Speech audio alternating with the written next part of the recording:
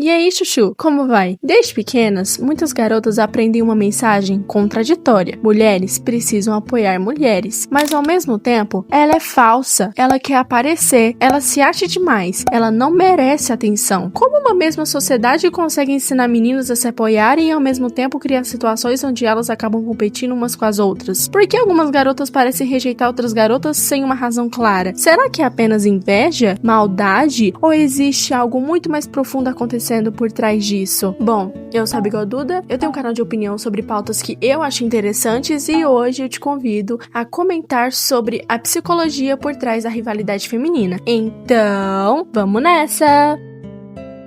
Durante muito tempo, filmes, séries e histórias populares mostraram mulheres como se a rivalidade fosse algo natural. A garota popular contra a garota nova, a menina bonita contra a menina inteligente, a extrovertida contra a tímida. Quase sempre existe uma disputa, como se para uma garota ser valorizada, outra precisasse perder. Mas será que meninas realmente nascem para competir entre si? Eu não acredito nisso. Na minha opinião, grande parte dessa rivalidade não vem de uma característica feminina, mas de uma sociedade que muitas vezes ensina pessoas a enxergarem umas às outras como concorrentes. Desde cedo, muitas meninas crescem ouvindo mensagens como: seja bonita, seja interessante, seja escolhida, seja melhor. E aos poucos, isso cria uma competição invisível. Quem é a mais bonita? Quem tem mais amigos? Quem chama mais atenção? Quem é a mais admirada? O problema começa quando alguém acredita que o sucesso de outra pessoa significa o próprio fracasso, como se existisse uma quantidade ilimitada de espaço para alguém ser especial. A psicóloga Rosabeth Moss Kanter estudou como ambientes onde existe pouca representação de determinado grupo podem aumentar a pressão sobre os indivíduos desse grupo. Uma das ideias relacionadas ao trabalho dela é que quando poucas pessoas parecem ter acesso a reconhecimento, pode surgir uma sensação maior de competição. Ou seja, quando parece que só uma pessoa pode brilhar, algumas pessoas deixam de enxergar outras como inspiração e começam a enxergá-las como ameaça. Mas por que isso acontece? Um dos fatores mais humanos por trás disso é a comparação. A teoria da comparação social foi criada pelo psicólogo Leon Festinger em 1954. Segundo essa teoria, as pessoas costumam avaliar suas próprias características comparando-se com outras. Existem dois tipos principais. A comparação ascendente acontece quando olhamos para alguém que parece estar com uma posição melhor. Por exemplo, ela é mais bonita, ela tem mais amigos, ela é mais talentosa. Essa comparação pode ser positiva. Ela pode inspirar alguém a evoluir, mas também pode despertar insegurança. Às vezes, uma pessoa não fez absolutamente nada contra você. Ela apenas entrou em uma sala, recebeu elogios e acabou tocando uma insegurança que já existia dentro de você. Já a comparação descendente acontece quando alguém tenta recuperar a própria autoestima, diminuindo outra pessoa. É quando surgem pensamentos como: ela só conseguiu porque teve sorte, ela nem é tudo isso. E uma insegurança interna começa a virar uma atitude contra alguém. É aqui que entra a inveja. Muita gente pensa que a inveja significa apenas querer aquilo que outra pessoa tem, mas a psicologia mostra que ela pode ser muito mais complexa. Existe a inveja benigna. Ela conseguiu algo que eu também gostaria, vou tentar melhorar. E existe a inveja maliciosa. Se eu não tenho isso, eu quero que ela perca. A inveja maliciosa pode aparecer através de fofoca, exclusão social e críticas exageradas. Mas existe uma pergunta importante: por que alguém sente necessidade de diminuir outra pessoa? Muitas vezes não é porque aquela pessoa fez algo errado, é porque ela representa algo que desperta uma insegurança. Pode ser confiança, beleza, talento, amizades, popularidade, liberdade para ser ela mesma. Às vezes o problema não está na pessoa admirada, está na forma como alguém enxerga o próprio valor. Mas aqui entra a minha opinião. Eu não acredito que garotas sejam naturalmente ruins umas com as outras. Também não acredito que mulheres sejam incapazes de apoiar outras mulheres. O que eu acredito é que muitas pessoas crescem em ambientes onde a competição é incentivada mais do que a colaboração. Desde pequenas, muitas meninas aprendem que precisam ser bonitas, agradáveis, escolhidas e aceitas. E essa busca por aceitação pode fazer outras garotas parecerem concorrentes. Em alguns ambientes, a atenção de um garoto, a aprovação de outras pessoas acabam sendo vista como uma espécie de prêmio. Mas o problema não é o garoto. O problema é quando alguém aprende que o próprio valor depende de ser escolhido. E isso não acontece apenas com meninas. Meninos também podem crescer sentindo pressão para provar que são os mais fortes, os mais populares ou os mais bem-sucedidos. A diferença é que muitas vezes essa competição aparece de formas diferentes. Um exemplo disso é o fenômeno conhecido como Pick Me Girl. Esse termo ficou famoso na internet para descrever garotas que tentam se diferenciar de outras meninas buscando aprovação, principalmente masculina. Exemplos: eu não sou como as outras garotas, eu só tenho amigos homens porque mulheres são muito dramáticas, eu odeio maquiagem, sou diferente. Mas é importante entender, não gostar de coisas consideradas femininas não torna alguém pick-me. Uma garota pode gostar de esportes, videogames ou qualquer outra coisa. O problema aparece quando alguém sente que precisa diminuir outras mulheres para parecer superior. Isso pode estar relacionado ao chamado sexismo internalizado, ou seja, quando uma pessoa absorve ideias negativas sobre o próprio grupo. Se uma garota cresce ouvindo meninas são falsas, mulheres são dramáticas, garotas bonitas são fúteis, ela pode começar a acreditar nisso e tentar se afastar dessas características para ser aceita. Mas nem toda rivalidade nasce de competição. Algumas vezes ela nasce de feridas, experiências como bullying, exclusão, amizades quebradas, humilhações, traições podem mudar a forma como alguém enxerga novas relações. Uma garota que sofreu rejeição pode pensar: antes que alguém me machuque, eu vou rejeitar primeiro. Ou, se eu confiar novamente, vou sofrer. O problema acontece quando uma experiência com uma pessoa vira uma regra sobre todas. Uma amiga me traiu, pode virar: todas as garotas são falsas. Mas uma pessoa não representa um grupo inteiro. Também existe algo interessante. Às vezes, uma garota não é julgada pelo que ela fez, ela é julgada pela imagem que criaram dela. A menina bonita vira metida, a menina extrovertida vira a que quer aparecer, a menina quieta vira estranha e a menina confiante vira arrogante. Às vezes não odiamos uma pessoa real, odiamos uma versão dela que criamos na nossa cabeça. E é impossível falar de comparação sem falar das redes sociais. Antes, uma garota comparava sua vida com algumas pessoas da escola. Hoje essa comparação acompanha ela o tempo inteiro. Ela compara a aparência com influencers,